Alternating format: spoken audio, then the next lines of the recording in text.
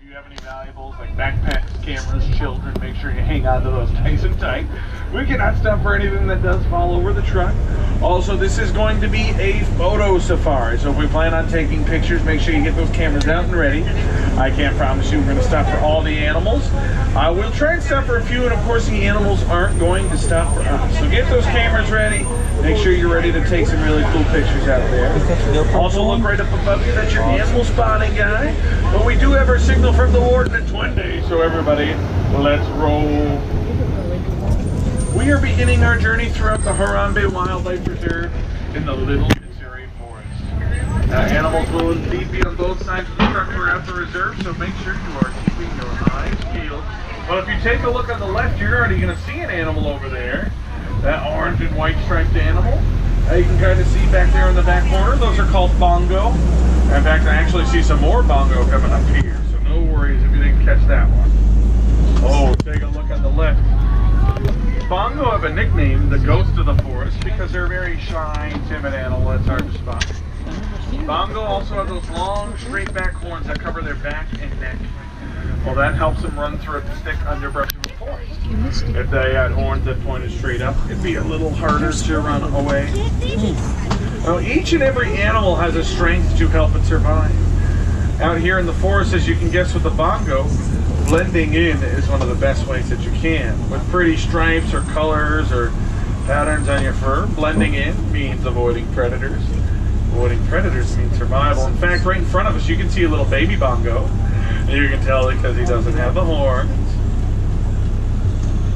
But here on the Harambe Wildlife Reserve, animals always have the right of way when it comes to crossing the road.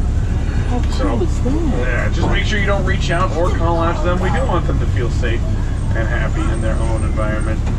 But I do see another animal coming up here on the left, all the way up against that rock wall. Can you see that big body? That is a black rhino laying down right there. Black rhinos can weigh over 3,000 pounds. That big 3,000 pound body is actually capable of running 35 miles per hour. It is said that rhinos have no natural predators because on some points of their body, their skin is a half an inch to an inch thick, which means nothing is going to break through that skin. They don't have a very good sense of eyesight, but they have a very strong sense of hearing. In fact, that's one of their main ways of locating things. So if you've ever seen a rhino's ears kind of twitching around, that is them listening. And another animal out there on the top left, you're going to see some greater kudu.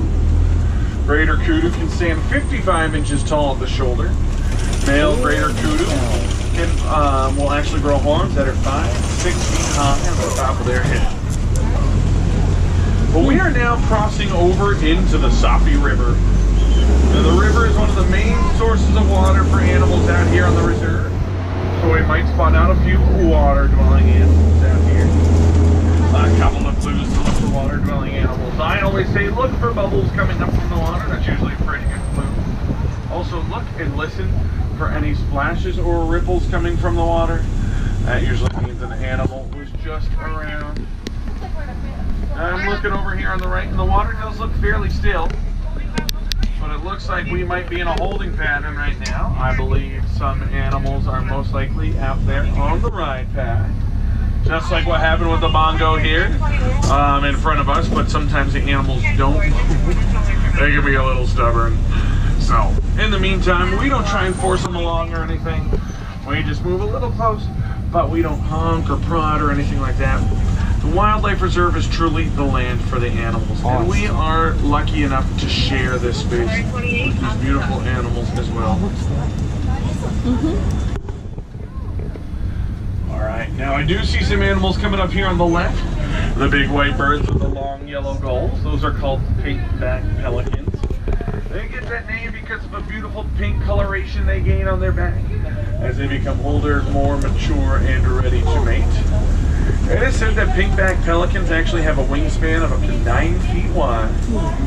And they are a social bird, meaning they live in a big group. But within that big social group, they live in pairs. So they'll actually stay and mate in that same pair, sometimes up to 50 pairs within the same social group. But in the meantime, let's 20 forward I got a feeling we might be able to spot some more animals coming up around here. We're also going to be able to see some crocodiles. Alright, coming out here on the left. I don't see too much out of the way. Oh, but I do see a big animal coming up here. Can you all see a hippo down there? Oh my gosh, just make sure you all stay seated for me. Thank you so much, but how beautiful is that? There is a hippopotamus.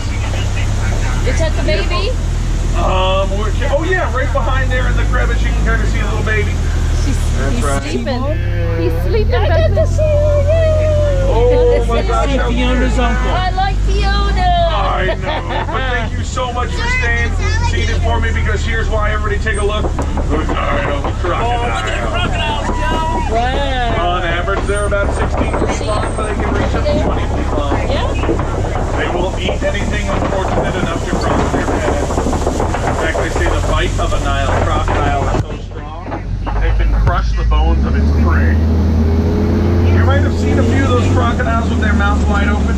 Well, that's one of their ways they stay cool. They aren't, excuse me, they are cold-blooded animals, so they let out hot air out of their mouth. Think like a dog while it's panting. The only difference is crocodiles don't have sweat glands, so that's one of their main ways of staying cool. Also, the easy way to tell the difference between alligators and crocodiles is just by looking at their snouts. They say alligators have a short, stubby snout, while crocodiles have a long, pointy snout. Also, the fourth bottom tooth of a crocodile kind of sticks up and out of its mouth. Gives it a look like it might be smiling. They think maybe that's where they got the idea of the smiling crocodile from. I'm not sure. But they do have those long, big, strong, powerful bites. However, they are very gentle and very good with their mouth. Sometimes to warm up their eggs that the babies hatch from, mothers will roll the eggs in their mouth. And if you can imagine, that takes a lot of coordination to not break that egg. Animals like crocodiles and alligators, they're what's known as living fossils. That means that they haven't changed much since the time of dinosaurs. So you're kind of seeing an animal that is pretty much the same. Other living fossils are things like nautiluses, some lizards, cockroaches, that kind of idea.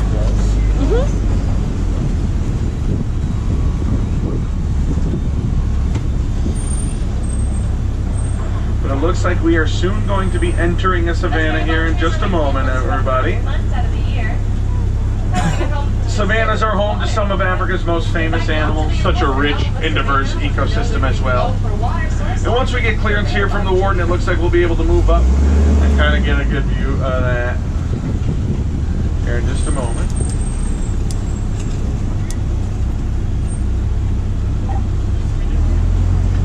But if you all take a look over here on the right, you're going to see this very bizarre looking tree known as a baobab tree. It has a nickname, the upside down tree, and that's because it looks like instead of having branches on top, it has roots.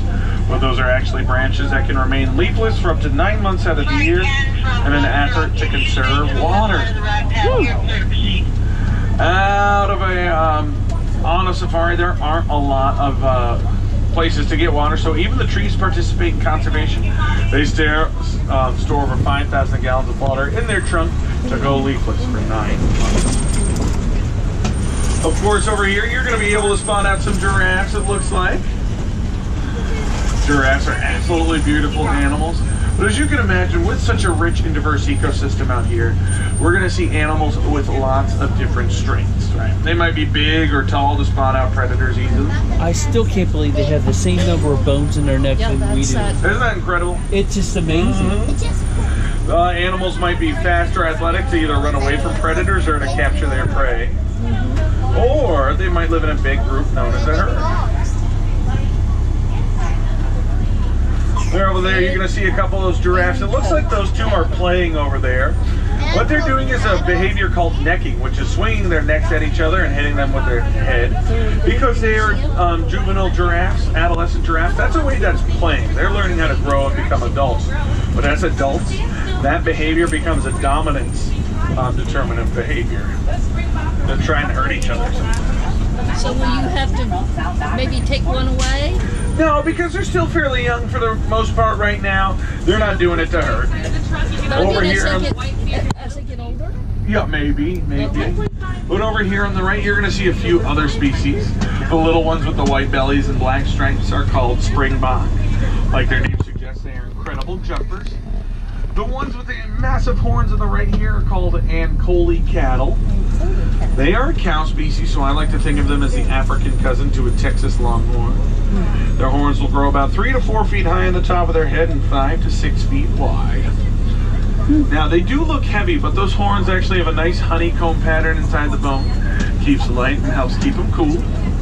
On the right, these large silver and tan animals with the long black faces. They are called white-bearded wildebeest. White-bearded wildebeest have another name, the gnu, spelled G-N-U, because of a low grunting noise that they make that sounds like the word new. They also have the largest migration throughout Africa, with over 1.5 million individual wildebeest migrating every single year. Of course, with that strength in numbers. The more wildebeest that migrate, the better chance they have to survive. Let's come up here. Let's see if we can spot any more animals on the left side.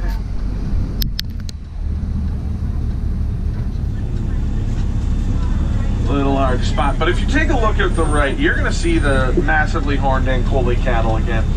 There's an interesting story about them. There's a tribe in Africa known as the Maasai tribe. They value cattle just like money. In fact, they think the more cattle that you own, the more wealthy you are. Of course, you can't keep cattle in a bank, so what they've done is created something called a manada, or a boma, which is this thick, thorny fence that they put around them. Keeps them safe from predators at night.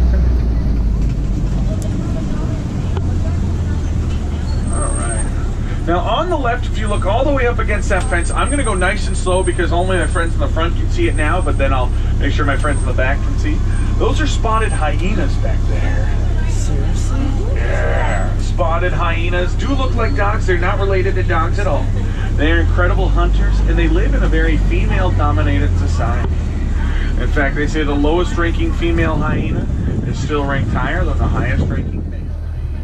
Very matriarchal. Now on the left, you're going to see that large brown piece of antelope with the long straight back horn or curled back horns. Those are called sable antelope. They are the official emblem of the Harambe Wildlife Reserve. But everybody, take a look at the way they're all laying down. Do you see how they're all facing different directions? Anybody want to guess why they might be doing that? To look for the prey. There we go, exactly. Looking out for predators. Exactly, my friends, you are correct. That way the first one to spot a predator out can alert the rest of the group. That is such a huge...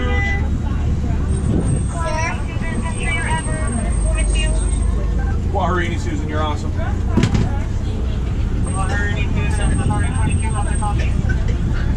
Over here on the left, everybody, you're going to see this large, tall termite mound here. Of course, termite mounds are made out of these mud, dirt, and even termite feces as well. They are made to be just as strong as concrete, actually. Wow. So elephants have been known to rub their tusks on them. Other animals like rhinos have been known to scent mark on them as well. And they get worn down over time, so prey animals can use them as an opportunity to kind of stand up and look out over the entire savannah. That's right. Over here on the left, of course, we're going to see a beautiful giraffe. When giraffes are first born, they're about 6 feet tall, but they can reach anywhere from 17 to 20 feet tall. In fact, they are up and walking around in just an hour after being born. But right now you are seeing a giraffe do their favorite activity, which is eating. Just like me, giraffes eat for about 20 hours a day. That's right, you gotta grow big and strong somehow, I'm telling you. Here's some more Ankole cattle. Oh, this one's having a nice lick. See how they kind of look like cows? They do moo too. That's right. Those horns are awesome. Aren't they incredible? That is. And they're honeycomb, so they're not heavy either, which is absolutely insane. Now, on the flip side of giraffes only eating for 30 minutes, on the flip side of giraffes only eating for 20 hours a day, giraffes only sleep for 30 minutes a day. Now, They don't sleep all at one time too. They take little naps all throughout the day. And it's kind of spaced out well together because of course you got to stay alert for predators. Over here on the right, these tall tan antelope with the horns that point straight back. These are called Patterson's eland. Patterson's eland are among the heaviest and largest species of antelope. In fact, it is said that the males can weigh over 2,000 pounds. Those big 2,000-pound males can actually jump 6 to 8 feet straight up in the air from a standing still position. This here is a male, not one that's over 2,000 pounds, but still a fairly large one. But I have not seen them jump 6 to 8 feet straight up in the air. I would love to. That sounds incredible. Yes. That's a good question. Yeah, go ahead, Joe. Why does antelope jump from 6 to 8 feet tall? Why do you think they want? Ooh, very good question. Yes, why do they jump that tall? Just like the springbok. Well, when a predator comes walking around looking for a dinner, right? Do you think they'll rather go after the one that's seen kind of walking around taking it easy? Or do you think they'll go after the one that's jumping really high and running really fast? Which one do you think is easier to catch? Probably the one taking it easy. Going slow. Exactly. So by doing that, they're showing off to predators saying, I'm strong, I'm fast, you have no chance of catching me. Great question, Joe. Awesome, bud. Well, quickly, if you take a look over here on the right, my man, look at this. You're going to see an African elephant. Look how strong they are. He is literally picking up a tree. Oh my goodness. That's right. How cool is that? Wow. It's awesome. Mm-hmm. African elephants are the largest land animals. They can stand over 10 feet tall and weigh over 10,000 pounds, everybody. Now that African elephant that we just saw was most likely a male. And we can tell because he is off there by himself. Male elephants are solitary because they're very competitive in their dominance over territory and over family. There is another species of elephants known as Asian elephants. Does anybody on the truck know the super easy way to tell the difference between African and Asian elephants? Ears. Very well done. Exactly. It's their ears. They say African elephants' ears are much larger than Asian elephants' ears. Also, it is said that African elephants' ears kind of look like the continent of Africa. That's good. That's pretty cool. I never would have thought about that. Maybe we'll get a chance to cross-check that theory. Yeah, it's kind of like one of those quick reminders. But